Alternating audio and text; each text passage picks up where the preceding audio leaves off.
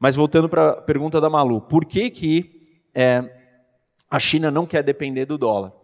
E ela não quer depender do dólar porque isso dá um poder para os Estados Unidos. Os Estados Unidos têm o poder de, por exemplo, levantar dinheiro barato, já que é a sua moeda. Podem emitir a Isso. moeda. Então, os Estados Unidos têm o controle das comportas financeiras. Por exemplo, se é uma empresa, você vai comprar um produto de outro país e você faz essa compra em dólar. E aí você tem sempre o problema da variação cambial, do que vai acontecer lá na frente. Só que se é a sua moeda, você não tem o problema da variação cambial do mesmo jeito, você não está exposto. Então, tem uma série de vantagens em você ser a moeda dominante. Quando a gente fala, por exemplo, de sanções econômicas, não adianta eu fazer uma sanção contra você, falar assim, não vou vender mais nada para a Malu.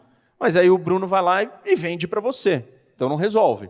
Você precisa ter uma coalizão de gente embarcando no mesmo projeto. Agora, quando você fala da moeda dominante, não precisa de ninguém, porque é uma moeda só, é a moeda americana. Então, os Estados Unidos têm o poder de fazer muitas coisas com essa moeda. E uma das coisas que a China quer tirar é esse poder. Mas aí tem um problema, e aí vou entrar um pouco na sua resposta, né, Bruno? A China não pode fazer isso, porque para ela fazer isso, ela precisa mudar o seu sistema econômico. Porque, como você colocou bem, com o dilema de Triffin, fica evidente que todo país que tem a moeda dominante no sistema internacional, essa moeda, ou esse país, acaba sendo deficitário. E o seu dinheiro valoriza. Quais são as vantagens? Você ganha dinheiro a um custo baixo, porque está todo mundo querendo comprar o seu dinheiro e estão te dando dinheiro. No caso dos Estados Unidos, sempre com juros quase que zero. Hoje não, mas sempre foi assim. Então, as pessoas estão dando dinheiro para os Estados Unidos a um custo zero. Nossa, mas que maravilha isso. O problema é que você cria um déficit. Por quê? Porque você imagina que você é o consumidor americano, e aí o seu poder de compra em relação ao resto do mundo é muito maior, porque a sua moeda é mais valorizada. E por que ela é mais valorizada? Porque está todo mundo querendo comprar a sua moeda. Quando a sua moeda é valorizada e você tem um maior poder de compra, você vai gastar mais. E isso vai fazer você ficar endividado. E isso vai liberar o consumo das pessoas. Então, para você ser a moeda de reserva do mundo, a moeda dominante, algumas coisas básicas têm que acontecer. Primeiro, você tem que ter uma economia aberta. Como é que eu vou vir e comprar dólar se os Estados Unidos falam assim, não, eu não deixo você vender os seus títulos da dívida americana. Eu restringo o movimento de capital. Ou seja, o mercado mais aberto do mundo para entrada e saída de dinheiro é o mercado americano. Se a China quiser virar a moeda dominante, se ela quiser que Yuan vire a moeda dominante, ela precisa abrir sua economia.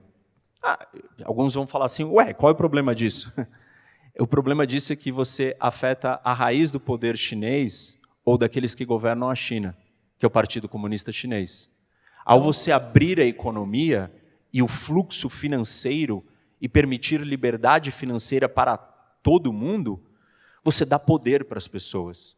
E essas pessoas vão confrontar ou desafiar o domínio e a hegemonia do Partido Comunista Chinês.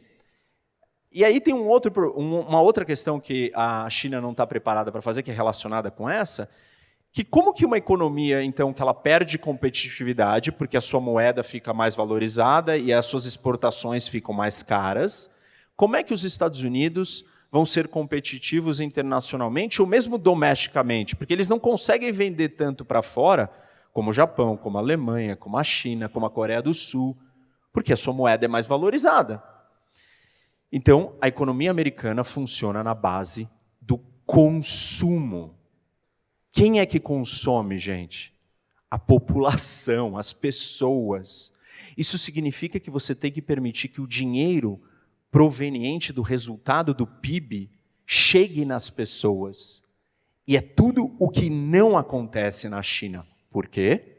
Porque ela precisa controlar as pessoas. O dinheiro, a porcentagem do PIB chinês está concentrada não nas famílias, está concentrada em maior parte no governo e nas empresas, que no caso são estatais.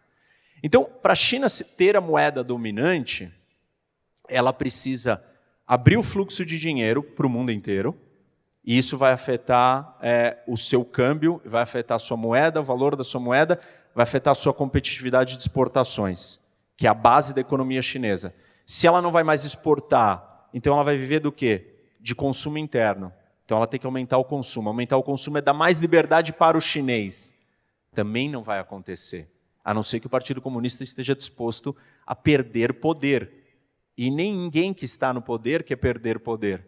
Na democracia tem a regra que você vai perder, mas o político vai tentar vir com uma narrativa, com um discurso para continuar ganhando. Existe uma competição, tá, uma avaliação dele. Agora, numa ditadura, isso sequer existe.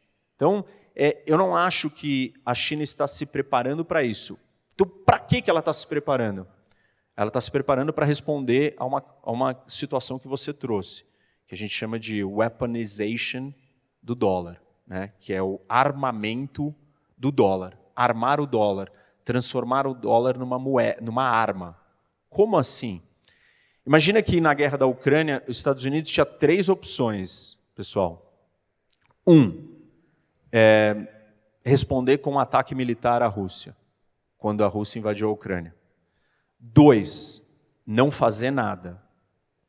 Aí você fala, nossa, essas 2 opções são horríveis. Não fazer nada, você deu um recado errado, você simplesmente está falando, está tudo certo, está tudo bem. Está instigando outros países a seguirem o mesmo caminho que a Rússia.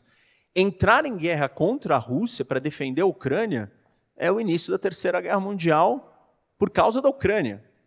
Tipo assim, ninguém estava disposto a fazer isso.